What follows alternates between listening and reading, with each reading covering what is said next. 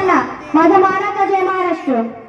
महाराष्ट्राची कुलदैवत आई तुळजाभवानी, राजमाता राष्ट्रमाता आई जिजाऊ, हिंदवी स्वराज्याचे संस्थापक आणि मराठी मनाचा स्वाभिमान राजे शिवछत्रपती धर्मवीर स्वराज्य रक्षक संभाजीराजे, मंचावर उपस्थित आपल्या आजच्या कार्यक्रमाचे मान्यवर आणि तुम्ही समोर सगळे जमलेले शिवाजी महाराजांचे आणि संभाजी महाराजांचे कट्टर भक्त।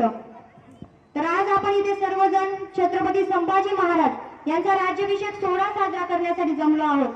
कारण याच दिवशी 1681 सन 1681 या दिवशी छत्रपती संभाजी महाराजांच्या रूपात या हिंदवी स्वराज्याला दुसरे छत्रपती लाभले होते आणि 16 जानेवारी 1681 या दिवशी छत्रपती संभाजी महाराजांनी दुसऱ्या छत्रपतींच्या रूपात या हिंदवी स्वराज्याचा कारभार सांभाळला होता। तर संभाजी महाराजांचे जीवनपट कसे होतं ऐका या सुंदर ओळींमधून। अमावस्याच्या अंधारातून तेज पुरुष हा लखलखला, अमावस्याच्या अंधारातून तेज पुरुष हा लखलखला, यमालाही पडले थोडे कुठे उगवली ही ज्वाला, सह्याद्रीच्या गाभाऱ्यातून वाघाचा हा छावा, सह्याद्रीच्या गाभाऱ्यातून वाघाचा हा छावा, त्याचं नाव संभाजी राजा, त्याचं नाव संभाजी राजा।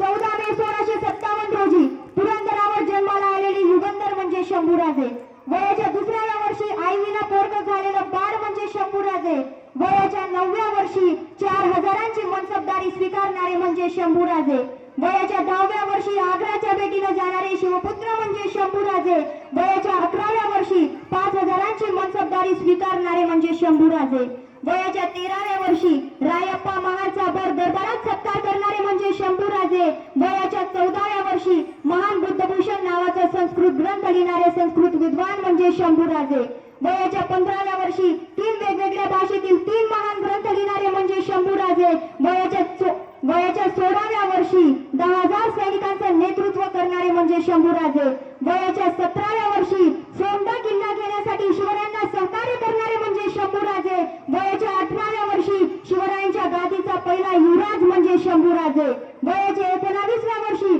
संत श्रेष्ठ तुकाराम महाराजांची पहिली पालखी देहू ते आळंदी ही पहिली वारी सुरू करणारे म्हणजे शंभूराजे, वयाच्या 23व्या वर्षी छत्रपती संभाजी महाराजांनंतर या हिंदवी स्वराज्याला लाभलेले दुसरे छत्रपती म्हणजे शंभूराजे, वयाच्या 23व्या वर्षापासून तर 32व्या वर्षापर्यंत इंग्रज, पोर्तुगीज, डच, फ्रेंच, मोगल या 5 सत्ताधाऱ्यांशी एकटे झुंजणारे म्हणजे शंभूराजे आणि वयाच्या 32व्या वर्षी या हिंदवी स्वराज्याच्या रक्षणासाठी आणि स्वाभिमानासाठी स्वतःच्या देहाचं बलिदान करणारे शूरवीर योद्धा म्हणजे शंभूराजे होते।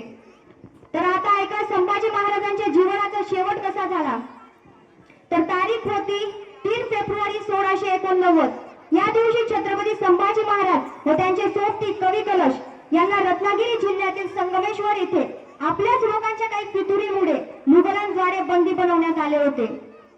संभाजी महाराज आणि कवी कलशांना बंदी बनवल्यानंतर त्यांना अहमदनगर जिल्ह्यातील श्रीगोंदा तालुक्यातील बहादूरगड येथे आणण्यात आले। तिथे औरंगजेबाने त्यांच्या समोर एक अट ठेवली। तर ती अट अशी होती की संभाजी महाराजांनी स्वराज्यातले सर्व गडकिल्ले त्यांच्या स्वाधीन करून धर्मांतरण करावे, पण संभाजी महाराजांनी त्यास साफ नकार दिला।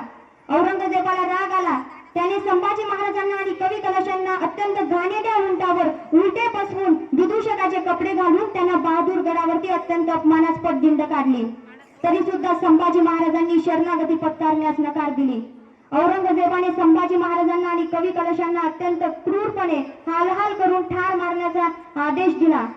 सुमारे 40 दिवसापर्यंत असहाय यातना सहन करूनही संभाजी महाराजांनी धर्मनिष्ठा आणि स्वराज्यनिष्ठा सोडली नाही। एक ओढ आहे की कसा लढला हा रुद्राचा अवतार इतिहासाला सुद्धा सांगावं लागलं, कसा लढला हा रुद्राचा अवतार इतिहासाला सुद्धा सांगावं लागलं आणि दर्शन घेण्यास शंभूराजाचे यमालाही 40 दिवस थांबावं लागलं, यमालाही 40 दिवस थांबावं लागलं। पण शेवट औरंगजेब म्हणत राहिला की सचमुच छावा था शेर का छावा। औरंगजेब म्हणाला कि हमने आंखें निकाल दी उसकी, लेकिन उसने आंखें नहीं झुकाई हमारे सामने, हमने जबान काटी उसकी, लेकिन उस जबान से उसने मांगे नहीं रहम के 2 लफ्ज, हमने हाथ काट दिए उसके, लेकिन उस उसने हाथ नहीं टेके हमारे सामने, हमने पाँव काट दिए उसके लेकिन उसने नहीं टेके घुटने हमारे सामने, हमने गर्दन काट दी उसकी लेकिन नहीं झुकाई उसने गर्दन हमारे सामने। औरंगजेब परत म्हणाला की सचमुच छावा था शेर का छावा। औरंगजेब म्हणाला की कभी होंगे कामयाब है ऐसे ही लौटना पडेगा दिल्ली, पण दिल्लीला परत जाण्याचं भाग्य औरंगाच्या वाट्याला आलंच नाही, कारण संभाजी महाराजांच्या रक्तातून थेंबा थेंबातून इथे पुन्हा जन्माला आले हजारो लाखो संभाजी। अरे संताजी जनाजी सारखा एक एक झुंजत राहिला, लढत राहिला, राजाशिवाय 14 वर्ष महाराष्ट्र औरंगजेबाशी टक्कर घेत राहिला। संभाजी राजांच्या बलिदानामुळे महाराष्ट्र पेटून उठला आणि पापी औरंगजेबा